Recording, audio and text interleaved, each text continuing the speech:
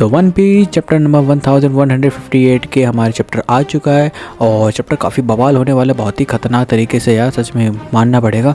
और सब कुछ बात करेंगे आज इस वीडियो के अंदर। तो फटाफट इस चैनल को करना लाइक, शेयर और सब्सक्राइब और बेल नोटिफिकेशन प्रेस कर देना ताकि तुम अपकमिंग वीडियो को मिस ना करो। तो बिना देरी करे आज की इस वीडियो को स्टार्ट करते हैं। तो भाई जैसे कि आपको पता है कि पिछले हमारे जो स्पॉयलर्स थे उसमें हमें दिखाया गया था जहाँ पर यामातो एक ग्रेव की यहाँ पर एक तरीके से रिस्पेक्ट पे करने के लिए गई है, और वो नन अदर देन हमारा जो ग्रेव स्टोन है वो है हमारा कुजुकी मोरिया, जो कि ऑफिशियली ऐसा लग रहा है कि जो मोरिया है वो हमारे वानो का रहने वाला है।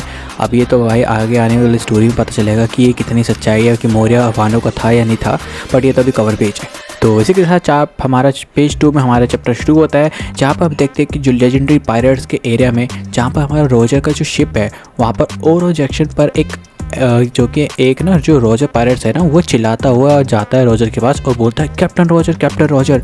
साकी ने पायरेट आइलैंड पर ना एक पार्क खोला है और वो बहुत पॉपुलर है, और हमें देखना है कि रोजर गबान और सनबेल, मिस्टर ममोरा और डोनियो और पेट्रमो, और इनमें से जो ममोरा आता है वो कहता है जब सुना था कि जब शाकी ने ना एम्प्रेस का पोजीशन छोड़ दिया था तो हम सब ना एक तरीके से दुखी हो गए थे, सोचा था कि कभी नहीं मिल पाएंगे। बट जो डोमिनो होता है वो कहता है आप पता है ना कि कहाँ हैं, चलो यार मिलते हैं, वहाँ जाते हैं। और सनबेल बोलता है कि पर पायरेट्स आइलैंड में तो रॉक्स के अंडर में है। गबान रोजर की उदासी ना नोटिस कर लेता है और कहता है कैप्टन आप उस दिन जो नाराज़ हो गए थे ना, उस दिन आप दोनों कैप्टन रूम में तो बात कर रहे थे, और बात क्या थी, जो कि रेली बोलता है कि सच में मुझे लगा कि शाकी ने एक तरीके से बीमार लग रही थी मुझे जब हम कुजा पायरेट से ना लड़ रहे थे, और उसने एक चिट्ठी भी भेजी थी जो रोजर को बेसिकली एक लव लेटर था। रोजर चिल्लाता है और बोलता है कम मीट मी शाकू याकू, और रोजर तो बहुत ही एक्साइटेड हो जाता है और कहता है भाई मैं तो गिव अप नहीं कर रहा। और पायरेट तो एक तरीके से कभी भी जो चाहते हैं ना वो ले ही लेते हैं, और उसका एक तरीके से जो ये बात सुनकर उसका क्रू चिल्लाता है और चीयर करता है। और फिफ्थ पेज में हम देखते हैं कि 40 साल पहले जो मैरी जियोसम है ना, जो 5 एल्डर्स की बात ना, जो कि हमारा यंग गार्लिन जो कि कोड नाइट का मेंबर है, जो फ्यूचर एल्डर कहते हैं उसे, और तो वो कहता है ये बात कि मैं एक आइलैंड पे गया था, उन्होंने ना वर्ल्ड गवर्नमेंट ज्वाइन करने से ना मना कर दिया है, पर रिसोर्सेज बहुत ज़्यादा हैं और मैंने एक शॉकिंग डिस्कवरी की है जो ग्रेड 1 को भी पसंद आएगी। अभी ग्रेड 1 कौन है ये तुम्हें बताने की ज़रूरत नहीं है, ये हमारे इमू समाई लग रहा है, और अगला टूर्नामेंट गॉड वैली में भी होना चाहिए, जो कि यार हमें पता है, ये तो ऑलरेडी हमें कोमा की स्टोरी में दिखा दिया गया था।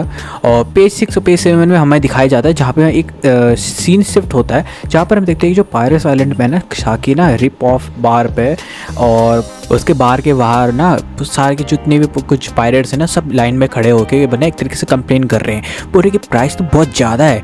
ऐसे करके ना कुछ और भी पायरेट्स आपस में शाउट कर रहे होते हैं कि भाई बास्टर वगैरह भी कहता है कोई, और कोई बोलता है कि मैं तो यार यहाँ पर काफ़ी दूर से आया हूँ, मैं तो नॉर्थ ब्लू से आया हूँ, और मैंने सुना है कि यहाँ का जो ड्रिंक बहुत ही विस्की है वो काफ़ी अच्छा है, और दैट जो साकी का स्टू है वो सबसे बेस्ट है इस चीज़ के लिए।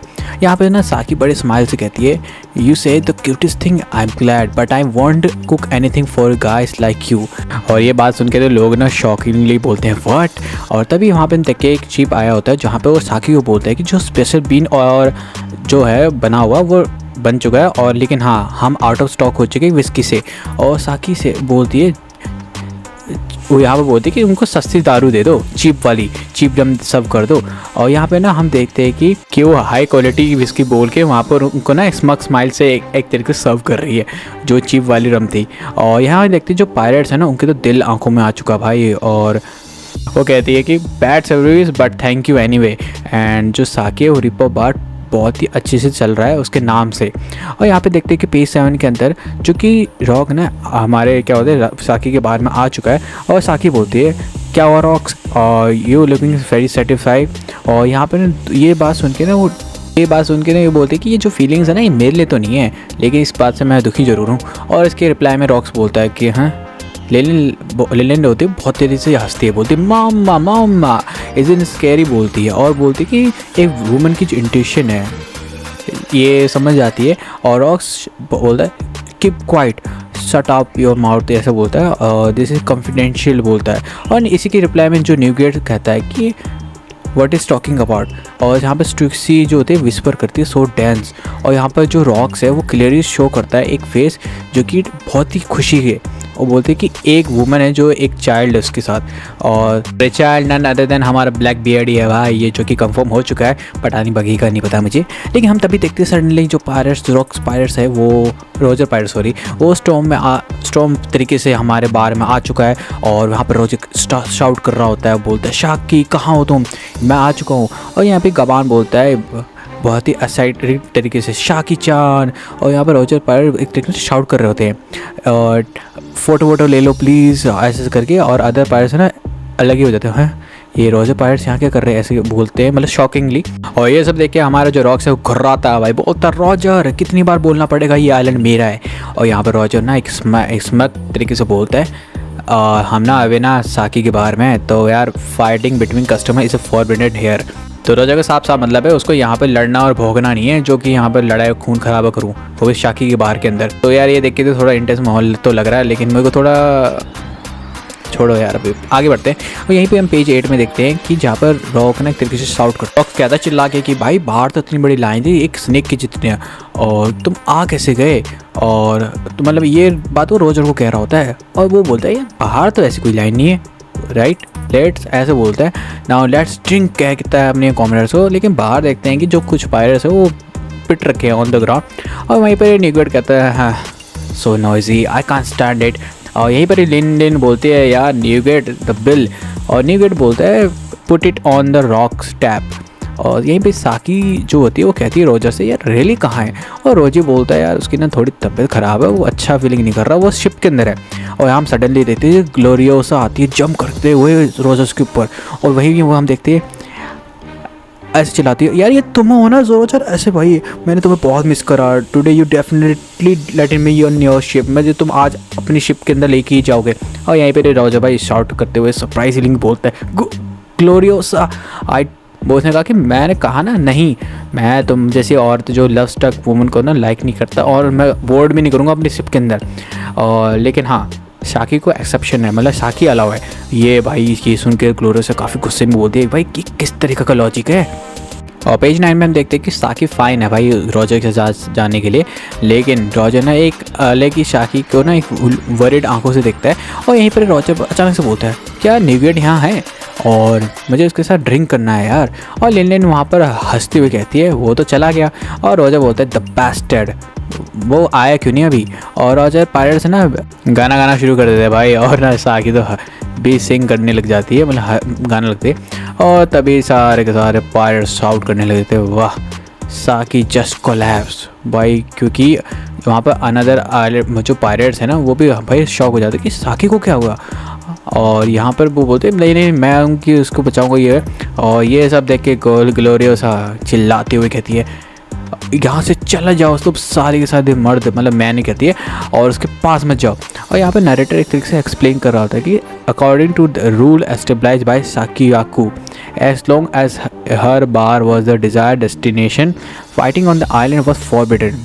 Because of this, even when nostalgious pirates ran into each other, it never escalated into a clash, but sea tension were always at a critical level। जहाँ पे सीधा सा मतलब है भाई साकीयाकू के बार के बाहर एक डिजायरेशन मतलब रूल्स है कि वहाँ पर लड़ाई वगैरह तो नहीं होगी, बट यार तुम्हें पता है ना पायरेट एरा में भाई वो भी सी के जो वहाँ पर हमेशा कुछ ना कुछ लड़ाई तो होती ही रहती है, और क्रिटिकल लेवल ऐसी टेंशन कभी भी हो सकती है, तो ये सब वहाँ पर रूल फॉलो नहीं होता है।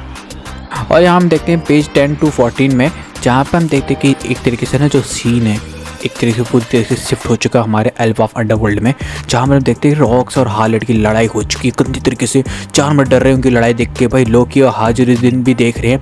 और यहाँ पर ना रॉक्स एक तरीके से स्टाउट कर रहा है हार्लेट को कि तुमने अपने आप को सेड्यूस होने दिया बाय गवर्नमेंट। और हार्लेट इसके रिप्लाई में बोलता है कि भाई मैं क्या कर सकता हूँ, आई वॉज वेवरिंग, और ये मुझे करना ही होगा, जो कि मुझे करना ही होगा इवन मुझे अपने दोस्त को मानना पड़े। और यह भी रॉक्स चिल्लाता हुआ येल करता है उसके ऊपर और बोलता है कि तुम इन दी एंड तुम मुझे ओबे कर रहे हो। वाह। और यहीं पर हम देखते हैं कि यू बीन यूज्ड बाय फूल, जो कि रॉक्स तरीके से सच बोल रहा है, उसको बोल रहा है कि तू यूज़ हो रहा है एक तरीके से, और ये मेरे क्वेश्चन का आंसर नहीं है। तो भाई यहीं पर हम देखते हैं कि जो कि जायंट्स है, वो मिलिट्री पावर है, nothing more, you will be turn into nothing but a slave soldier. ये इतनी बातें जो हमारे रॉक्स एक तरीके से हार्लेट को कह रहा होता है, बट आखिर में बोल ही देता, भाई कहाँ गई तुम्हारी वॉरियर की प्राइड, कहाँ चले गई, यही तुम्हारी असली विल है क्या? और ये भाई ये सुनते ही हार्लेट ना गुस्से में आ जाता और बोलता है कि मुझे भाई मुझसे बात करने की तुम्हें ज़रूरत नहीं है और तुम कुछ समझ भी नहीं पाओगे। और वो कहता है कि this is called history of violence carried by warriors, जो कि तुम भाई जो कि ना एक तरीके से एक चेन की तरह होल्ड कर रही है हमारे एल्बाफ के पीस की तरफ। तो भाई समझ जाओ मजबूरी में करना पड़ रहा है ताकि एल्बाफ में शांति बने रहे। लेकिन तभी ना हार्लेट को साथ से पास्ट कन्वर्सेशन याद आती है जहाँ पर वो सिटीजन के अंदर जहाँ पर एक कहीं गया था लैंड विजिट में, वहाँ पर वो एक तरीके से एक आदमी सुनता है कि यार तुम ना आदमी अच्छे हो, बट हार्लेट पहले क्या हुआ था पास्ट में यहाँ पे कुछ लैंड्स में ना रेड हुई थी, वो भी हम कुछ जायंट के थ्रू, और जिसकी वजह से जो हमारे अंदर का डर है ना वो इतनी आसानी से नहीं जा सकता। I am sorry. और तभी भाई हार्लेट भाई एकदम कंटिन्यू आ जाता है, मतलब फ्लैशबैक के अंदर है, और वह जहाँ पर लड़ते लड़ते बोलता है कि यार मुझे पता है कि वो सेलेस्टियल चाहे कितने भी कमीने मतलब फुलिस कहता है और वो ह्यूमन ही दिखते हो, लेकिन उनके पास एक अथॉरिटी है कि वो एल्बाफ को वर्ल्ड कम्युनिटी के अंदर ला सके। और यही सुन के भाई रॉक्स अचानक से चिल्लाता है, तुम स्पाइनलेस कार्बर्ड, तुम चुप हो जाओ और ये सब बंद करो। और तभी वो एक स्ट्राइक करता है और हार्लेट भी भाई एक खतरनाक अटैक वो भी करता है और दोनों नॉक हो जाते हैं भाई। और लेकिन यहाँ पे रॉक्स डिक्लेयर कर देता है कि जो भी नेगोशिएशन है वो ख़त्म हो चुकी है और मैं कभी भी इसको इनवाइट नहीं करूँगा। और हार्लेट भी शाउट करते हुए कहता है, भाई मैं राजा हूँ और मैं अपने लोगों की प्रजा को कभी भी ऐसी बैटल को ज्वाइन नहीं करने दूंगा जहाँ पर हम हार रहे हो, और वो भी हार रहे हो उस तुम जैसे लोगों की वजह से। और तभी दोनों एक तरीके से चिल्लाते हुए रेज में आते हैं और यहाँ पे नैरेटिव एक तरीके से एक्सप्लेन करता है कि यार नो कंक्लूजन वाज रीच, और यहाँ पे एक तरीके से जो उनकी दोस्ती है वो एंड हो चुकी है और वो कभी भी एक दूसरे को कभी भी नहीं देखेंगे अदर देन जब कोई बहुत बड़ा इंसिडेंट ना हो।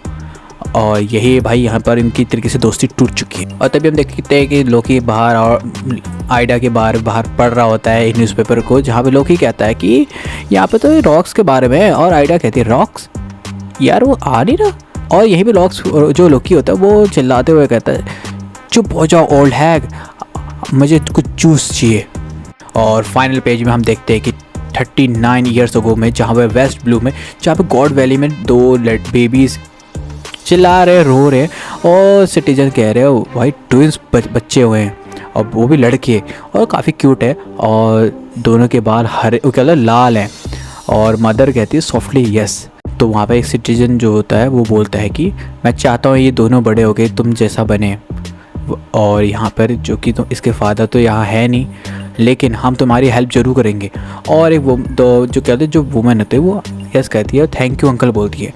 और अनदर पर्सन बोलता है कि इनके नाम क्या है, और जो कि वो औरत बोलती है ना ये पक्का हो चुका है, वो कहती है शैंक्स एंड शैमरॉक। भाई ये नोट पढ़ते भाई इनका अब तुम समझ जाओ शैंक्स और शैमरॉक भाई हैं, और इसके बॉटम में लिखा गया देयर बर्थ। और भाई सबसे अच्छी बात हमारा नेक्स्ट वीक कोई भी ब्रेक नहीं है, और ये कितना प्यारा चैप्टर था लास्ट तक आते आते, जहाँ हमने हार्लेट की दोस्ती टूटते हुए देखी, रॉक्स की और रॉजर की क्लैश हुआ आपस में, अब पता नहीं क्या हुआ आगे वो तो बात की बात है, और साथ में भाई हमारे शैंक्स और शैमरॉक का बर्थ हुआ। भाई काफ़ी भयंकर चैप्टर था। और भाई अगर तुम यहाँ तक देख रहे हो प्लीज़ यार चैनल को करना लाइक शेयर सब्सक्राइब और बेल नोटिफिकेशन प्रेस कर देना ताकि तुम अपकमिंग वीडियो को मिस ना करो। चलो यार मैं भी चलता हूँ, बहुत देर हो गई यार, काफ़ी बढ़िया चैप्टर था। मिलता है आपको नेक्स्ट वीडियो में, बाय।